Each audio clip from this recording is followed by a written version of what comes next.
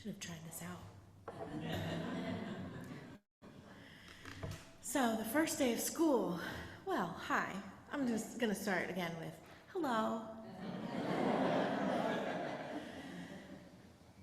The first day of school for many schools around here is tomorrow, and we've had a whirlwind of preparation in our house. Both Emily, who is 3.5, and Jamie, who just turned 7, are starting school on Monday.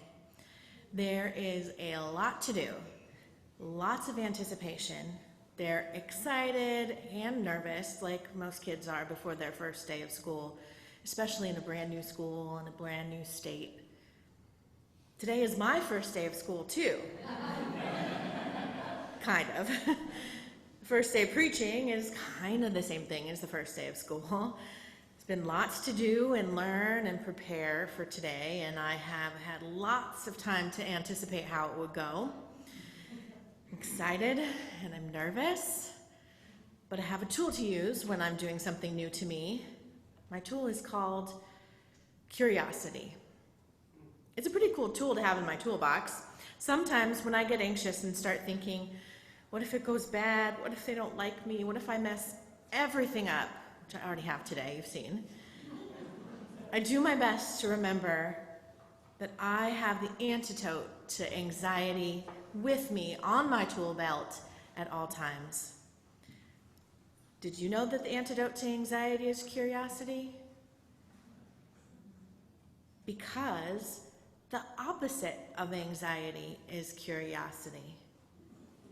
Instead of going down the path thinking, what if they don't like me? I can start thinking of new what ifs. What if this goes great? What if I have a great time? What if my family find a home here? What if we give each other grace when mistakes happen?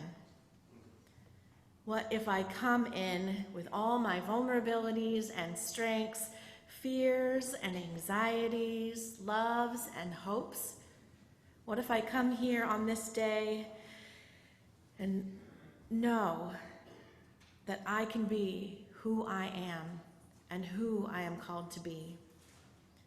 What if this group of people can extend that kind of welcome to everyone who walks in the door?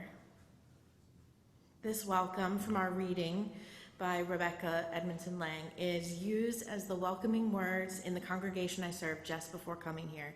So I brought it to you today. It's the White Bear UU Church. We use these words spoken by a minister or a layperson at the beginning of every single service for more than 30 years. It invites everyone to bring their authentic self and to remember that everyone else in this room is also carrying hopes and fears, anxiety and curiosity with them. We are all in this together. And if we can be curious about what others bring and not assume we know, we can find ways to be in relationship with one another. We can find ways to honor who we are and who we encourage each other to be, all who we are called to be. Now, my curiosity can lead me down some very interesting paths and gives me a good foundation to play trivia. I know a little bit about a lot of stuff, but most notably, pop culture, history, theater, travel, and the legal requirements for registering your vehicle in California. If you need that info, I got it. But what if you have trouble turning from the negative what ifs? What if this? What if that? Towards more positive curiosity. It is possible to curate and cultivate possibility, positivity. Ooh, that's a hard thing to put those sentences together.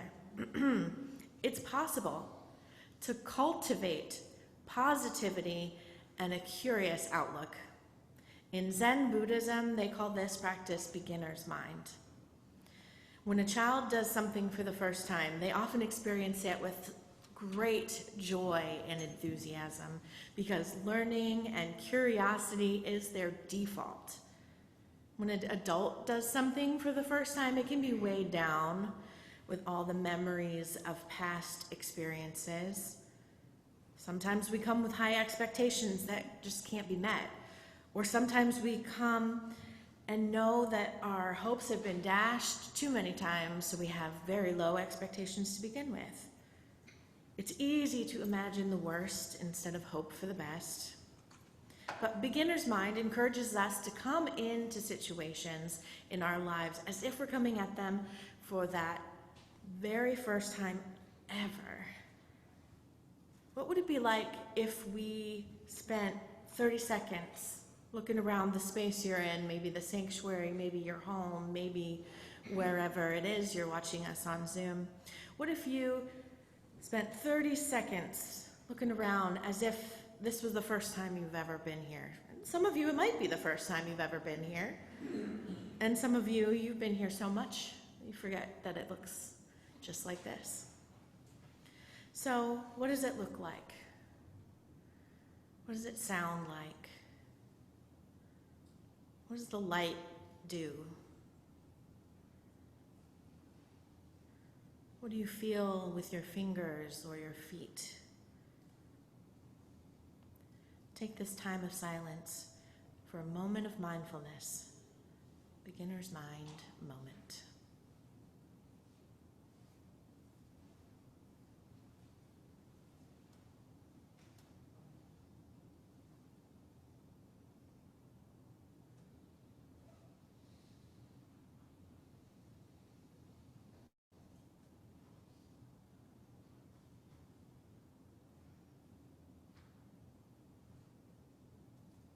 So what did you experience? Did you see or hear or touch something that you hadn't paid attention to before? How did it feel? Was it uncomfortable? A pleasant surprise? Something else?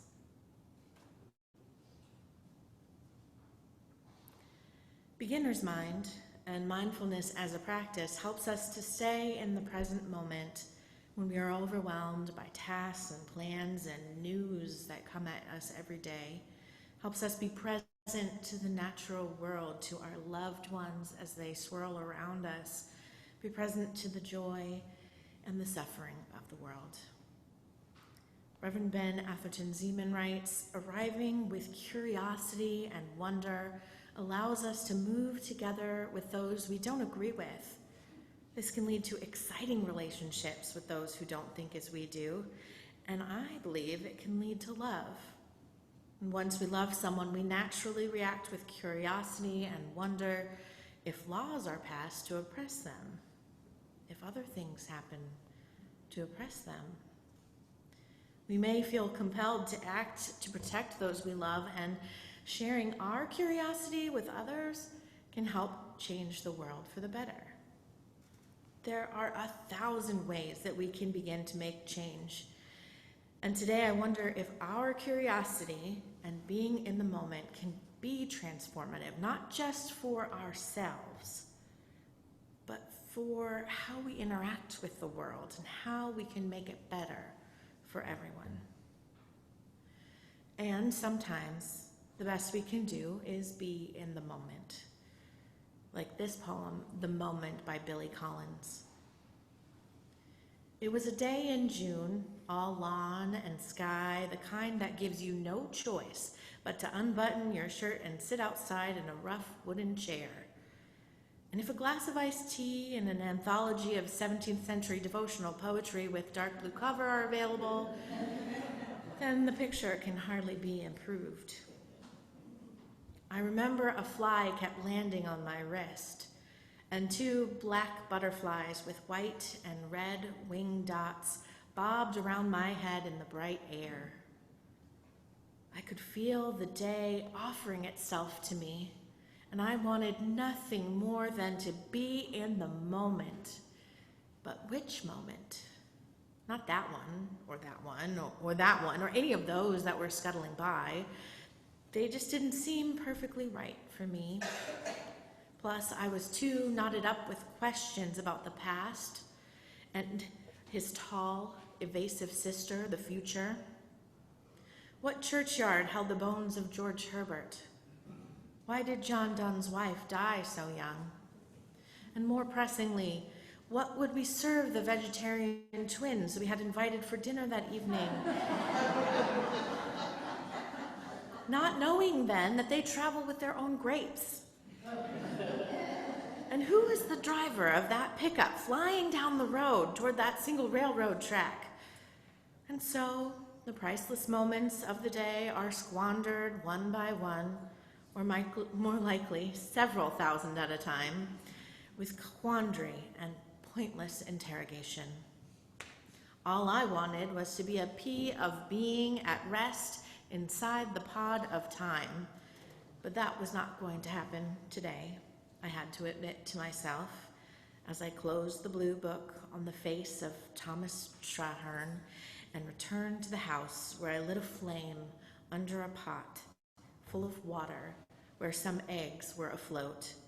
And while they were cooking, I stared into the oval mirror by the sink just to see if the crazy glass had anything particular to say to me today. So what does this moment have to say to you?